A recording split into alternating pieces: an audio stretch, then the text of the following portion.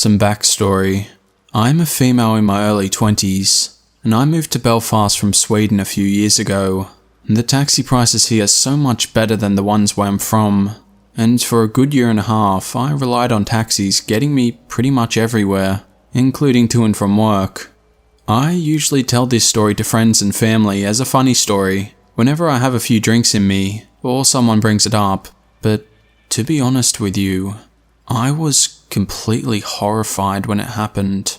So, about a year and a half ago, I was out for drinks with a friend of mine, and her friend that was visiting from abroad, and was staying at my house since I had a spare room.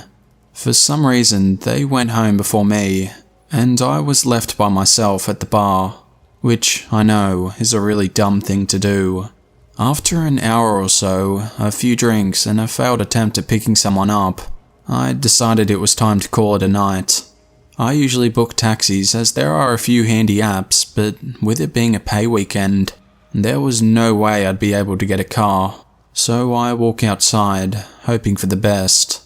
The moment I get outside, I'm approached by an older man, white hair and on the heavier side, asking if I need a taxi, so I cheerfully accept, thanking my lucky stars that I'll be home very soon. The taxi I was in didn't belong to a taxi company, which admittedly is a bit strange, but I've taken those before with friends without issue. Right off the bat, the driver starts asking the usual questions, like where I'm from and how long I've been in town, if I'm studying or if I'm working, what brings me here, and so on. Then he asks if I've ever been on a black taxi tour. These tours are quite famous here, and they're meant to be really good, showing off all the murals in the city and the Peace Wall and such. You also get stories from people that grew up here during the Troubles. I say that no, I haven't had the opportunity yet, but I'll definitely get to it as soon as I can. He then suggests when we get to my house that he'll give me a tour. As I mentioned before, I'm not in a black taxi. He then tells me he'll do it for free, right now, in the middle of the night. Being the way too nice idiot I am, I hear myself saying, "Yeah, sure, that would be nice," when what I really meant was, "Hell nah, dude." So he starts driving out of town, down countryside roads and not at all in the direction of any murals, and on the other side of town from the Peace Wall. His questions get more personal, asking if I have a boyfriend and if I have family around, if I live by myself and if I have many friends. He then says, "We can be friends. You'd like that, wouldn't you?" He has this creepy laugh going, while repeating the phrase over and over and nudging my side with his arm. He keeps driving in the middle of nowhere, talking about how this footpath was this and that, connecting to another footpath and so on, while dropping the "we can be friends" thing in between. At this point, we're about 20 minutes outside of town, and the streetlights stop. It's pitch black. I'm clutching my phone, ready to call the police, and looking at the dashboard GPS to see nearby location names, and getting ready to tuck and roll out of the car, completely freaked out by him. I'm finally able to stutter out that I'm getting a bit tired, and it's time for bed. He agrees to take me home, and turns around. We pull up outside my house again, and I feel a wave of relief washing over me, like I can finally breathe again. I pay him for the taxi ride, and get ready to get out of the car.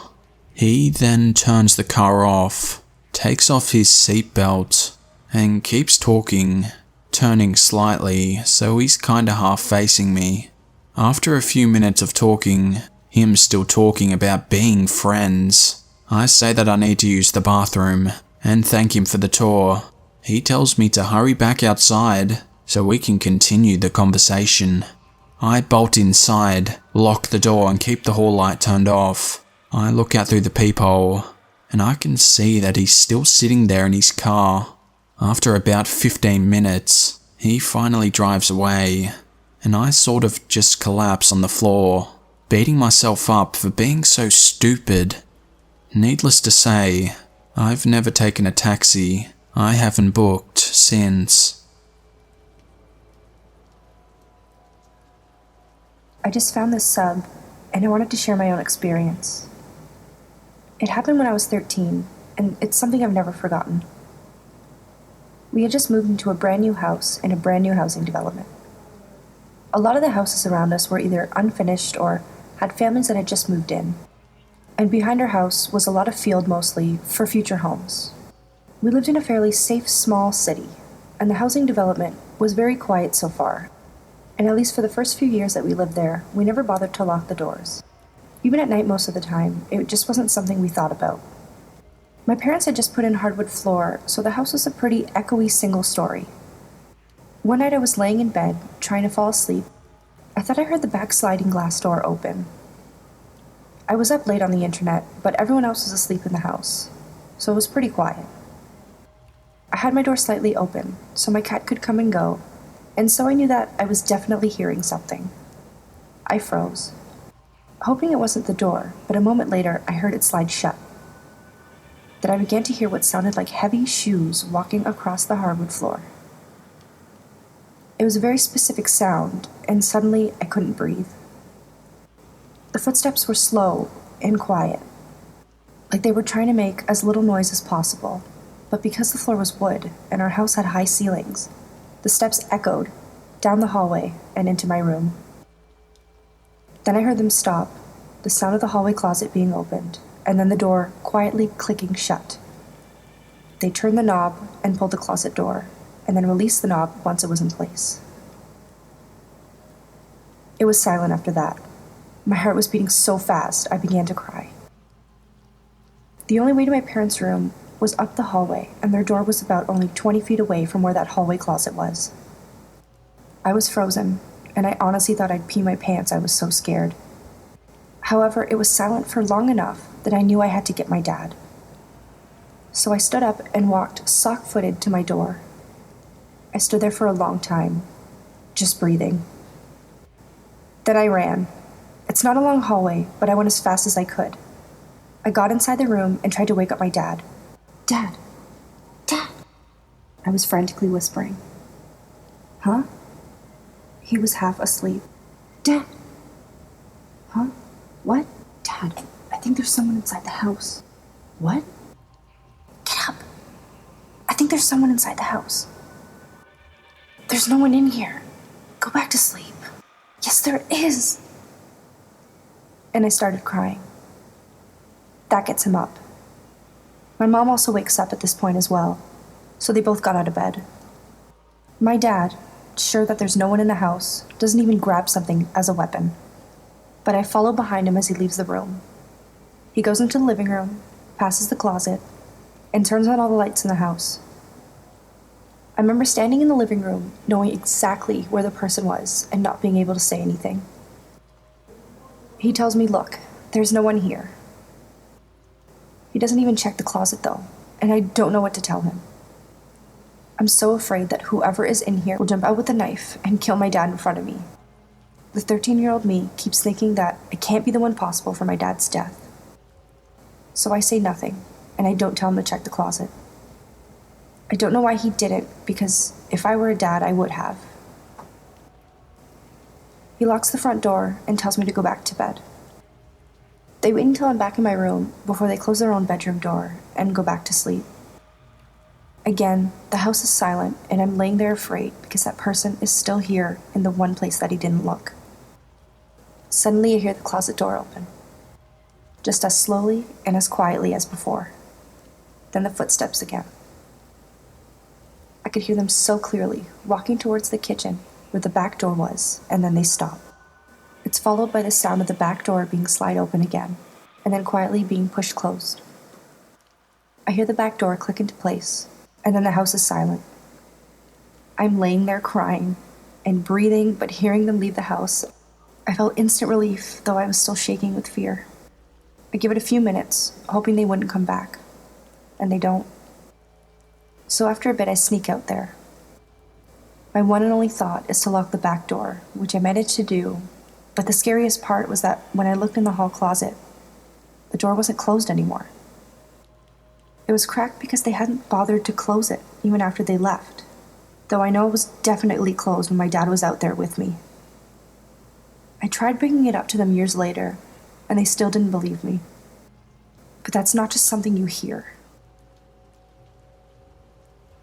This story took place when I was 20 years old and living in New Hampshire at my parents' house.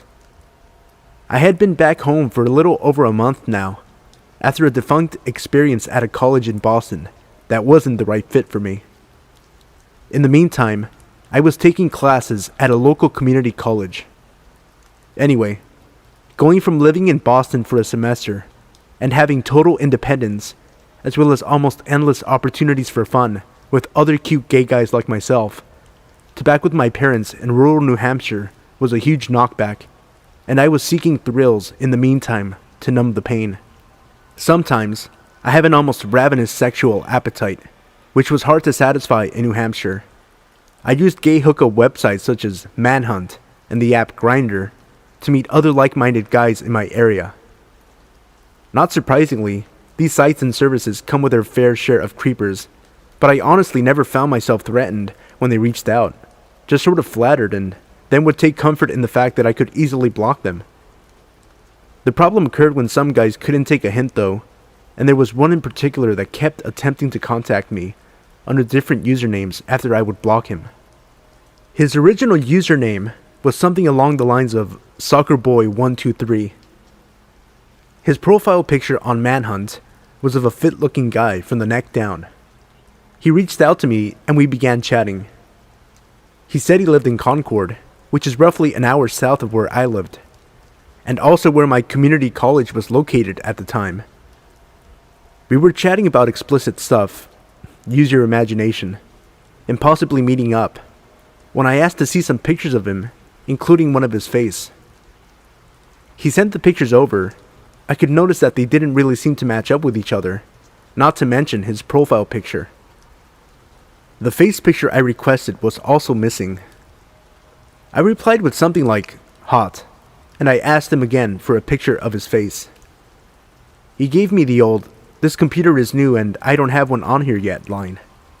And I said I wasn't going to continue chatting unless I saw one. He eventually caved, and he sent me a few photos of his face. I'm not shallow, but he was ugly. I wondered why he didn't continue his trend of sending fake hot pictures. The thing about him I found most unattractive was a huge mouth full of really crooked, very messed up teeth that kind of protruded out in a freakish sort of way, even with his mouth closed. I think I blocked him right away, being kind of weirded out by the whole thing, and I went along with my business. However, in the months that followed, I began receiving hostile-sounding messages from phony-looking profiles on both Manhunt and Grindr. Most of them were blank and contained little to no information about the user. The messages were tinged with a strange, bitter tone, and the sender acted like he knew me. He'd say things like, "You're a shallow little prick," "You're fucking ugly inside," and "Someone's gonna teach you a lesson someday."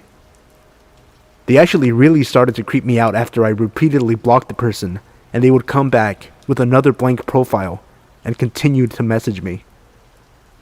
I had a feeling who it was. One night, sometime around early March I believe, it was getting late, and I was feeling kind of horny, so I turned on Grindr and I started browsing. I messaged this one guy without a picture, but some stats like a football player. My philosophy is that I can always ask for a face picture after I say hello, because some guys are very closeted. We began chatting. We exchanged pictures, and he seems not only legitimate, but hot. We discussed meeting up, and he says he lives in Concord. Well, it's getting really late. Concord is an hour away, and it's fucking freezing out. It's still very cold during March in New Hampshire. I was not thinking with the head on my shoulders though, so I got dressed, pulled on my parka, and hopped in my car to make the hour-long drive. We continued to chat using Grindr on my way down, but as I neared the city and began asking exactly where to go, the conversation took a weird turn. He gave me an address, but said that he wanted me to wait outside because his parents were asleep, and that he was going to sneak downstairs to unlock the door. Then, he would go back in his room and text me when it's unlocked so that I could walk in and up to his room on the right. This was the strangest set of instructions I had ever received. But what was even more strange was that he didn't want me to turn on a single light as I walked into his house, up the stairs, and then into his room for fear of waking up his parents. At this point, I've already parked the car on the populated yet entirely dead street, and I began counting the ascending numbers to the house. I find myself in front of a large, blue Victorian house that needs a little taking care of, with no light coming from any of the windows. Now I am creeped out. I message him and let him know that I'm outside, and I wait for some sort of light to come on. He tells me to wait, because his dad just got up to get a drink or something, but no lights come on in the house. I am getting seriously creeped out and impatient while waiting, and decide to tell him I'm leaving. I start walking, and all of a sudden, he reveals to me that he gave me the wrong address, and that I should be at X number on X street instead. I'm feeling beyond weirded out, and actually kind of pissed off. I was just standing outside of this random house for 10 minutes in the cold and dark night, only to find out he deliberately gave me the wrong address. I honestly want to go home now, but my other head is really banking on the possibility of this being good, and I just drove a fucking hour, so I pull out my iPhone and mapped it out. It didn't take me long to realize the new address was in my line of vision and sat across the street at a small intersection that led to more houses. I moved towards the house. This one, a large white colonial house with green shutters and an orange street lamp that shined down upon it. I let him know that I'm outside, although no lights are showing through the windows. This time, he says the door is unlocked. He wants me to come upstairs in the dark and enter his room. Then, feel for a mattress and get down on it. He says he wants me to just feel what's happening instead of seeing it, and assures me it will be so hot. Fuck no, I think, beginning to give in to the impending fear taking hold of me. But in a last-ditch effort from my other head, I give him an ultimatum. Either come down here, open the door, and let me in with the lights on, or I'm leaving. He says he'll comply, and I wait, now excited for this hot, straight football player to come and open the door. I stare with a shaky, adrenaline-fueled gaze at the door for what seems like forever when I sense movement. Yes, he's actually coming down. The door pushes slowly outward, and that's when I saw, emerging from the darkness, his face, his teeth, washed in the orange light from the street lamp. This was not who I thought I was meeting. An icy, stabbing chill washed over me as we made eye contact, and he gestured for me to come inside. I knew who this was. This was the man who has been contacting me. I looked at him and yelled, "No!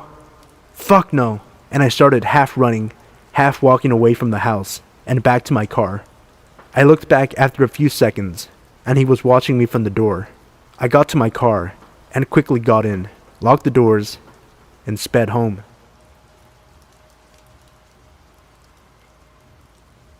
I've been a long-time lurker of Let's Not Meet, and I have a story of my own that still haunts me to this day. Let me set the scene for you. I was 7, currently 25, and my mother was dating a man with a daughter who was about 15. Her name was Christy. While she did not live with us, she did stay with us on some weekends. The reason this is important will come into play a little later.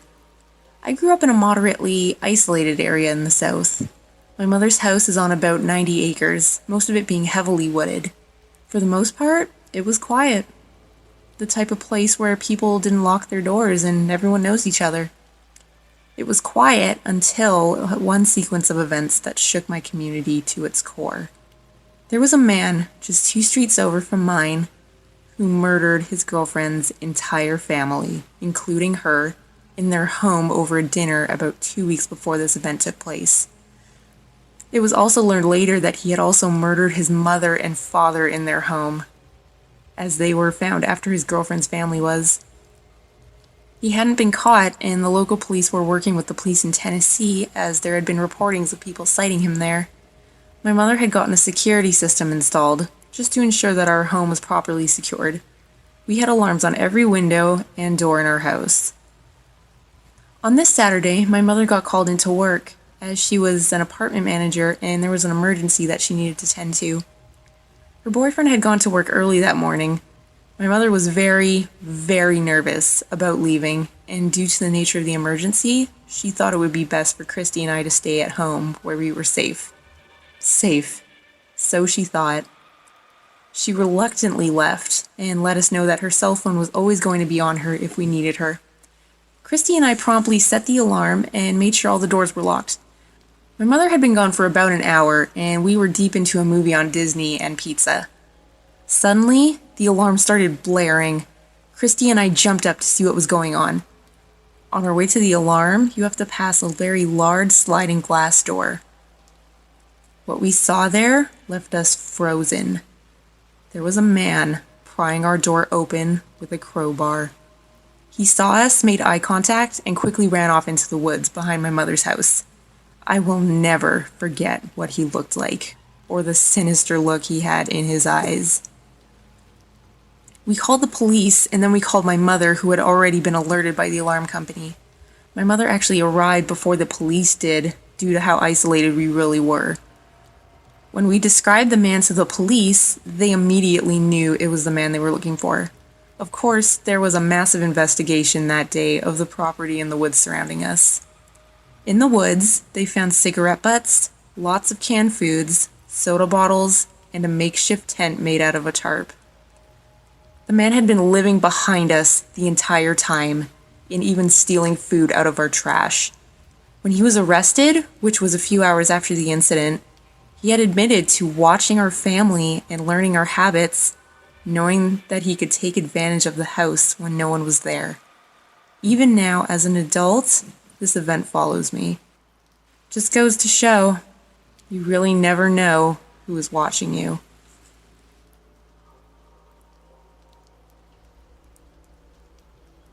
It all started on St. Patrick's Day, in a small town when I met a lanky guy that seemed like fun company. The sun was setting and he said he had some fireworks he could show off. And, having never seen fireworks up close, I agreed.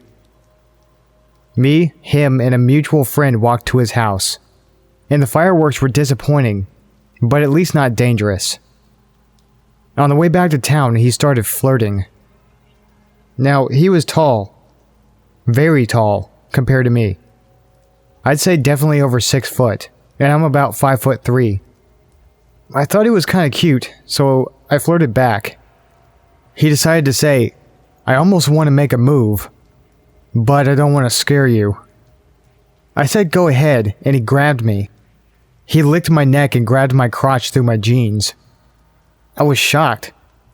No one had seen this happen except for the 3 of us in a dark alley around 8 p.m.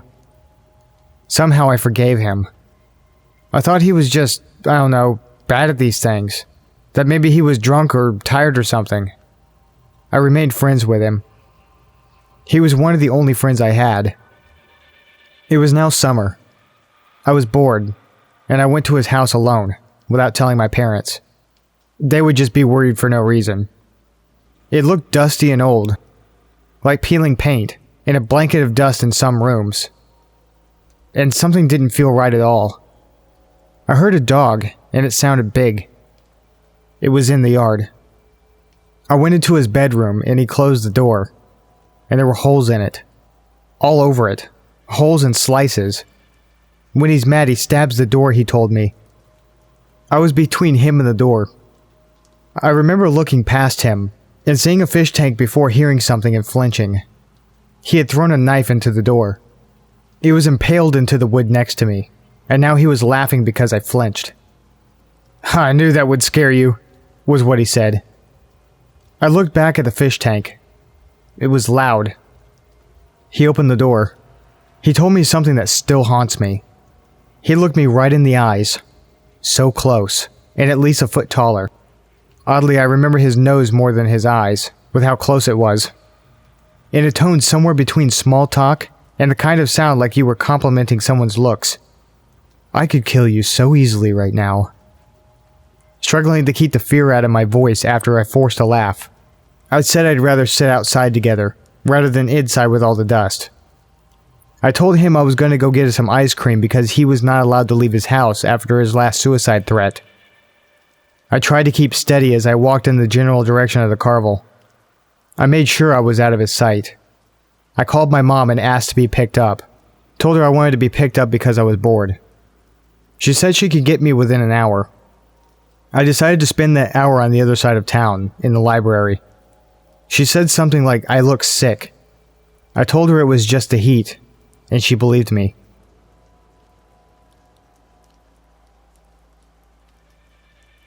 I started working at my current summer/part-time job last spring. I'm situated in a large old building that used to be a country club, but it fell into disrepair about 10 years ago. Although there's nothing paranormal about my story, it's just maybe worth mentioning that the former manager committed suicide in the main office upstairs when they went out of business. It adds to the unsettling quality of this place. Along with that, so do the seemingly never-ending hallways and passages, innumerable hidey holes and half-empty pools, and other strange, unused parts of the building, like a secret shower room, sauna, and a tunnel of storage areas that connect the men's and women's bathrooms. There are also a lot of doors to the outside of this place. But currently, we only use one small room for the golf course check-in, the kitchen, and one dining room for the restaurant upstairs. And then one small cafe for early morning golfers to get their tea and beer. The cafe area is where I work. In the summer, we clock in to open the cafe before 6 a.m. This is often before the sun comes up. The golf course people come in pretty shortly after, but I would be the first person in the building every morning. I would unlock the front door, disarm the alarm, walk downstairs in the dark, unlock this cage that's there to keep the drunks from the bar upstairs from coming down and wandering. I'd then crawl along the long, dark hallway with no windows just to get to the light switch at the end of the hall. This always creeps me out, and I end up holding my keys between my fingers like brass knuckles. Mind you, I'm a woman in my mid-20s, and I lived in plenty of bad neighborhoods. I'd ninja slide down the walls on the opposite side of whatever doorway is coming, just because it's pitch black, and I'm a scaredy bear. By the time I get to the end of the hall and flip on the light, my heart is always pounding out of my chest as I struggle to find the right key to let me into the cafe. The whole situation started when Tim, a golf course employee, mentioned that he kept shutting the door between the men's locker room and the storage area that leads to the women's, and every time he would go back in there, it would be open again. This, along with some strange noises, was fodder for the bar regulars upstairs to claim this place was haunted by the old manager and whomever else they say died within these halls. Travis, a co-worker in the cafe, also mentioned that a few minutes after he opened, he went into the men's locker room and noticed that it was steamy and smelled like soap. So he went into the shower room to investigate, and everything was soaking wet and still hot. He was the only person who was supposed to be there at that time of day, but didn't see anyone, so he just let it go. A couple months later, Tim noticed this weird side door that you had to climb up a rickety old staircase on the side of the building. He saw that it wasn't shutting correctly, so he fixed it and locked it. He just didn't think anything more of it. Shortly after, someone from the golf course came over to tell me that they had found someone's entire life packed away into one of their hundreds of lockers that no one used. They thought that someone was living in the storage room between the men's and the women's bathrooms. He must have been coming in before the golf course people set the alarms when they left in the evenings, and leaving after the cafe person would come in and turn off the alarm in the morning. So that means every morning, as I was blindingly shuffled my way down that long, dark hallway alone, one of those pitch-black doorways actually did have someone hiding behind it.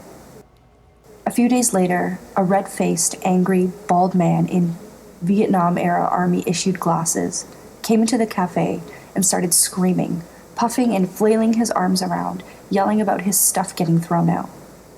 He went over to berate one of the golf course people, so they asked him about the contents of the locker. His answers about specific items led them to realize that this is the man who was secretly living in one of the buildings in the many dark hallways. I never found out much about him, but watching him scream about his stuff made it clear that he wasn't 100% rational. I still work there and do a darkness shuffle down the hall every morning when I work. And although they say everything is on the up and up with the alarms and the doors locking, it still creeps me the hell out. There have been some other creepy things that have happened in this place recently to make me think that this isn't all over with, which I'll post separately if anyone's interested. This happened about a year ago. I'm a 30-year-old white male, and this is in the Deep South. I had relocated to Georgia from Texas about 6 months prior to take a higher paying position within my company. I had managed to make a few good friends in the short time I'd lived there. It was the first Friday of the month in November, which was a pretty big deal in this city. All the bars downtown had drink specials, live music, and events scheduled for First Friday. Downtown was relatively crowded considering how cold it was out.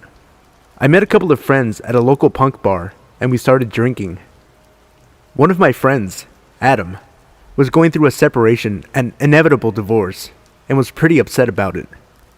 After a few hours of heavy drinking, I decided to part ways with my friends and head a few blocks down the main street to a different bar. It was a little after midnight and there were still quite a few people roaming the streets. As I was entering the next bar, I ran into Adam's wife, Becca. She was out with a couple of girlfriends, and she told me she was heading to the bar I had just left.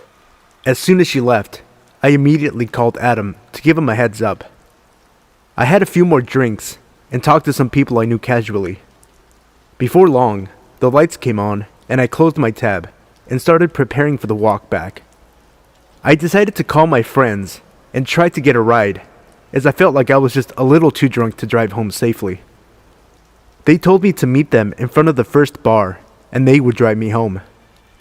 On First Fridays in this city, you could take your drinks out of the bar and onto the street as long as you pour them into a solo cup.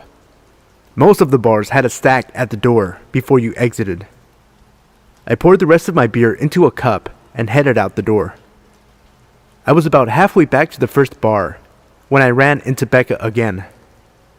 She was very drunk and had obviously been crying. She started asking me questions about Adam. Did he say anything about me? Do you think he still loves me? Etc. I tried to calm her down without getting too involved when a man walked out of the shadows and stood about a foot from us like he was part of the conversation. This guy was obviously drunk.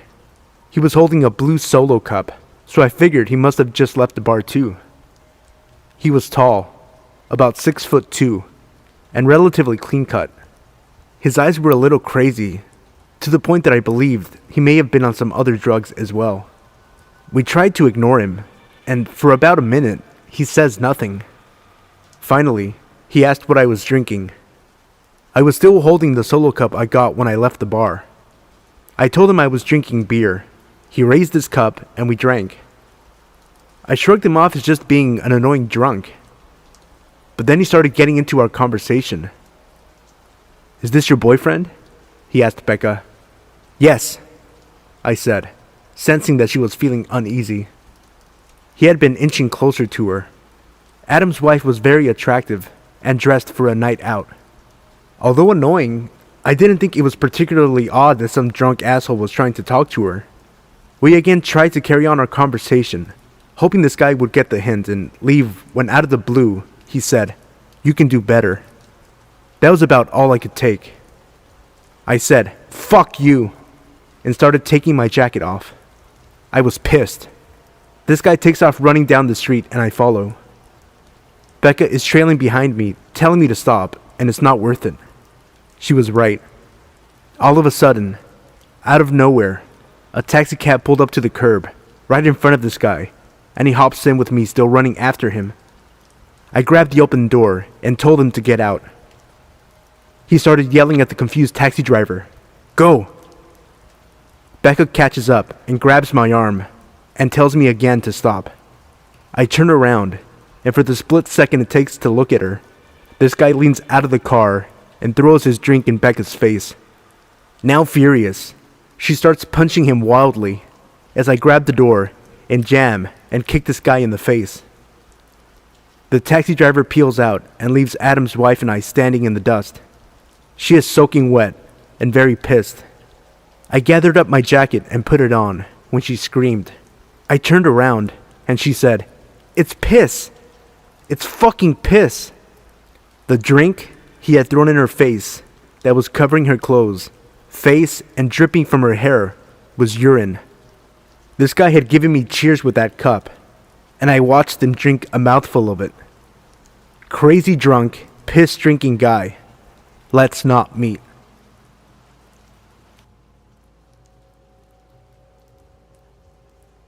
Long-time lurker, first-time poster. This happened back when I was 21 and living downtown with my boyfriend. Had just found out that my boyfriend, who I'd been with for almost 4 years, had been cheating on me. We were invited to a Halloween party that night and had initially declined the invite. But then I found out about the cheating and told him I was going. He could stay at home if he wanted. We were in the process of breaking up and dividing our assets. Anyway, the breakup is relevant to my frame of mind. We lived in a rather sketchy area downtown, one of those brand new apartments built in a slummy area sort of things. And any other night, I'm the type who keeps the windows up, all the doors locked, until out of the area immediately surrounding our apartment. However, my mind was understandably elsewhere, and I had both driver and passenger windows down so I could smoke a cigarette. The first red light I came to on the way to the party was still in the shady part of town. I'm the first car at the lights, so I have a full view of the 20-something guy crossing the crosswalk left to right in front of my car. Suddenly, he looks over and makes eye contact with me. I'm flicking ash from my cigarette out the window at this point and may have done a polite head nod. Can't remember. Next thing I know, he picks up his pace, walks over to my passenger window, leans into my car, and asks if he can have a light. When flustered, I tend to be polite, so without really thinking, I hand him my lighter. I was totally prepared to just pull away when the light turned green and let him have it. That's when, instead of reaching for the lighter, he reaches into my car and lets himself in. Just sits down like we're old friends. At this point, the light turns green, and I grab my purse and wedge it in between my left leg and the driver's side door. Apparently, I was more concerned with being robbed than the darker alternative.